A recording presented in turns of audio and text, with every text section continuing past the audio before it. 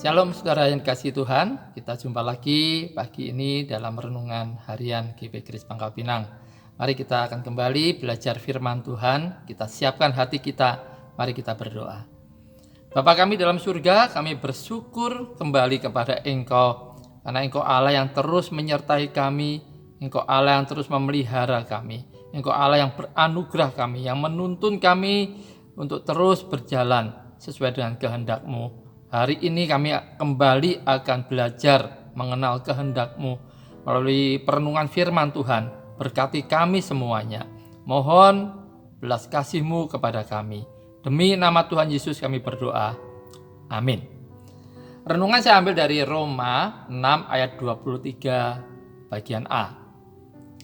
Sebab upah dosa ialah maut. Sebab upah dosa ialah maut.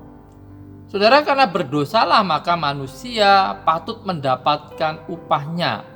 Upahnya adalah dihukum dalam neraka.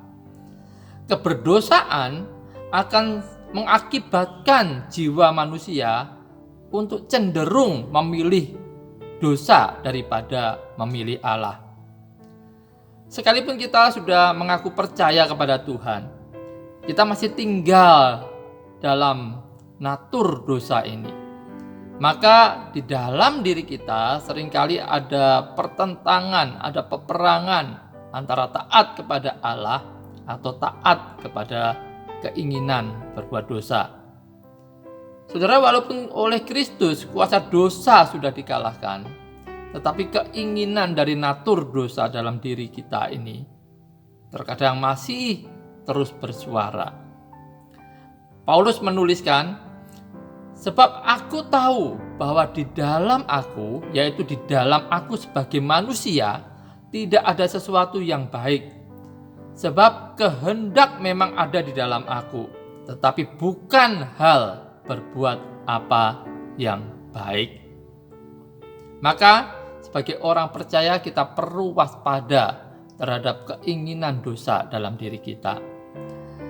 John Bunyan menuliskan ada 7 upaya pendosa untuk tetap berkutat dengan dosanya. Yang pertama, sedapat mungkin jiwa yang sedang menjamu dosa akan menyembunyikan dosa agar tidak terbongkar.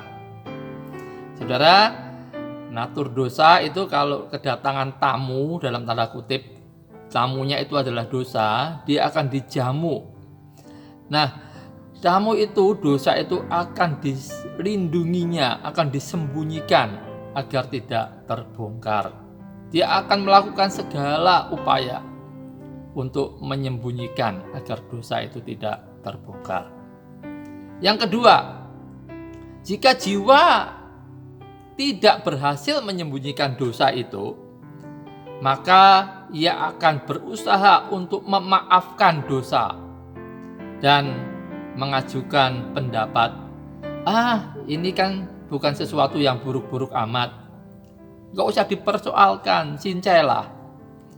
Ya, ini yang kedua.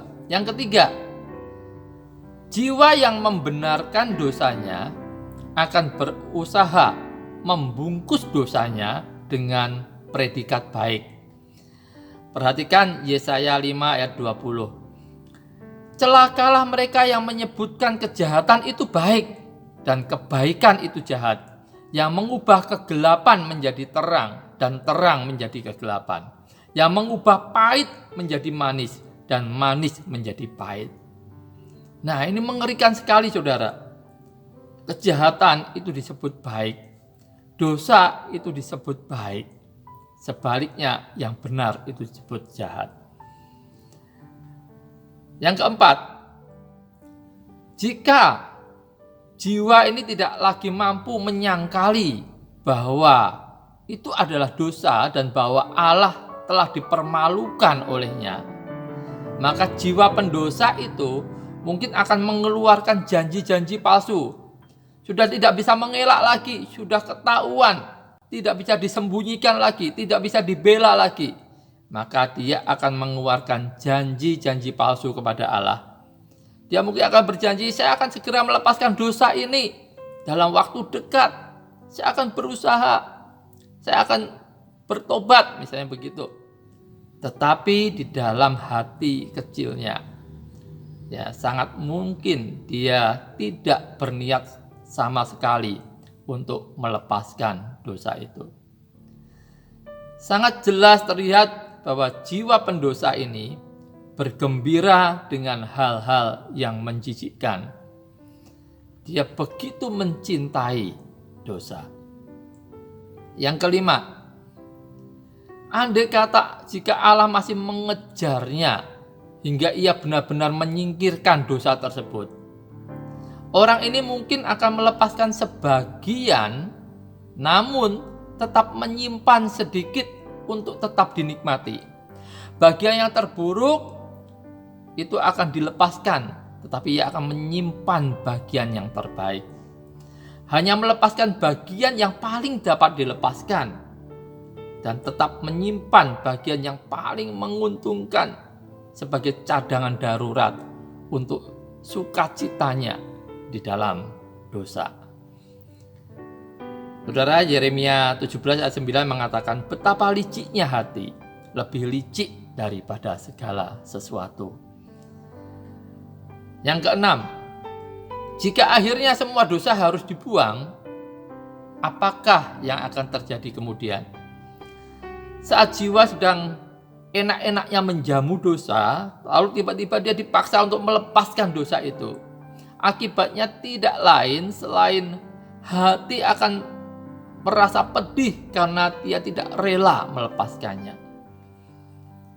Ya, saudara, yang terakhir, sekiranya sesuatu saat ketika mereka sudah harus berpisah dan mereka bertemu lagi pada suatu kesempatan, terjadi reuni, maka itu akan menjadi reuni yang penuh penerimaan antara dosa dan jiwa pendosa.